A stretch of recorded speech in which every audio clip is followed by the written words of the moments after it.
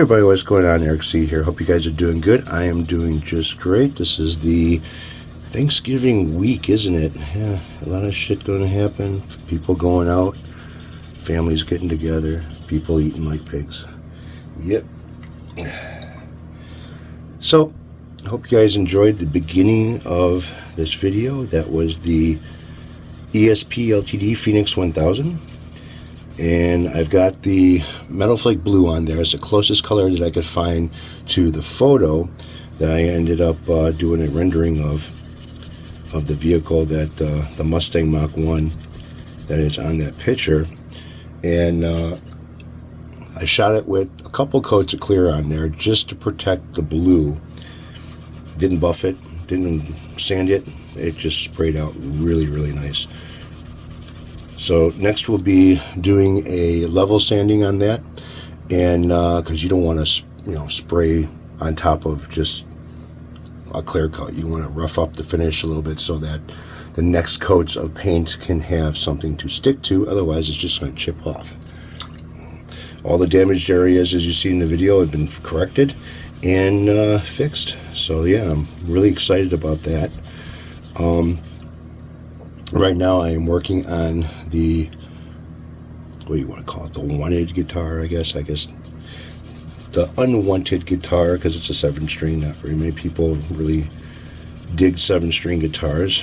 So what I did with this one today is, so far I got some of the wet sanding done before I'm going to start buffing. I want to smooth out this clear coat, get it nice and smooth without having any little divots or anything inside of it.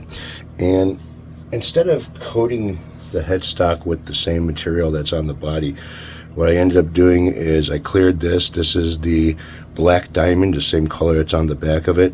Put a new ESP logo on here, same one that is on the Phoenix. And yeah, so far I haven't done anything with this. This is pretty much out of the can onto the headstock. And you can kind of tell in some spots when I move it with the light that there are some like little, not waves, but high spots, because right over here there's a little bit of a high spot over the ESP, so I got to dumb that down a little bit with sanding it so it just comes out like glass. The 1K and 2K paints that I've been using from Spray Max, I've been getting it from the House of Color. And like I said, this stuff has been really, really good. I've been having no problems with it whatsoever with spraying. It's nice to have a heated garage and some place to paint. So I've been utilizing that to, my needs as possible. So yeah, this has been working out pretty good. I don't have a cold. For some reason, I just started sneezing, and now my nose is starting to act up a little bit. But so this one here is just getting a nice level sanding, and then off to buffing it and assemble. That stock is going to have to wait, but I know at least where all the mounts are for the pickups and everything else, because this is pretty much transparent. I can see where all the holes used to be for the pickups, so I can start drilling all that out and getting it all ready for assembly after I do the buffing on this thing. It's a little bit hard to buff out a guitar or polish it. Even if you're doing like a hand rubbing for polishing and stuff, it's still hard to polish something out when there is stuff in the way. And I don't recommend doing it either. It's kind of a pain in the ass, because then you start getting rubbing compounds or whatever in the cracks between the plastics and the body. And that turns out to be a little bit of a pain in the ass.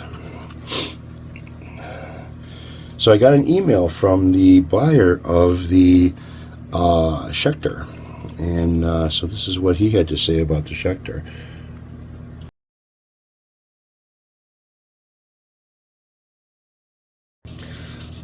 So this has all been working out pretty good. I've been enjoying what I'm doing. I mean, really enjoying what I'm doing. I've got another box in the other room that I haven't even opened yet. And that'll be another guitar project. which I got a hold of House of Color, and they can make, I guess, custom paint in the can for you. So I need a metallic red, a metallic white, and I got the black. The black diamond will work really good for this to do the next project. So I haven't heard back from them yet,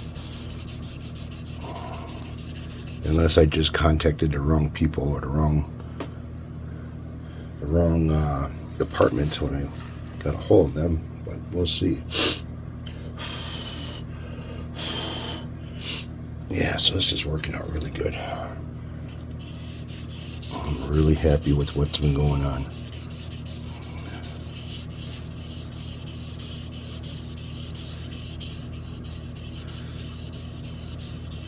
One thing about round areas when you're doing the sanding and stuff, you don't want to sit there and stay in one spot too long, or if you're going back and forth like I am, you want to keep moving.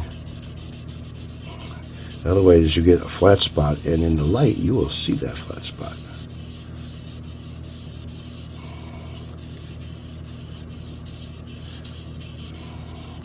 So I'm going to continue sanding this thing. You can either watch, you can not watch, you could skip, you could do whatever you like.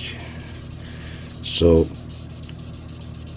just on the up and up, I'm using 1500 grit sandpaper on this. Like I said, I'm smoothing out, not cutting material. Or I am cutting material, but I'm smoothing the material out while I'm cutting it. I'm not wanting to cut fast. I'm just wanting to smooth things out. Alright, now you can skip ahead if you want.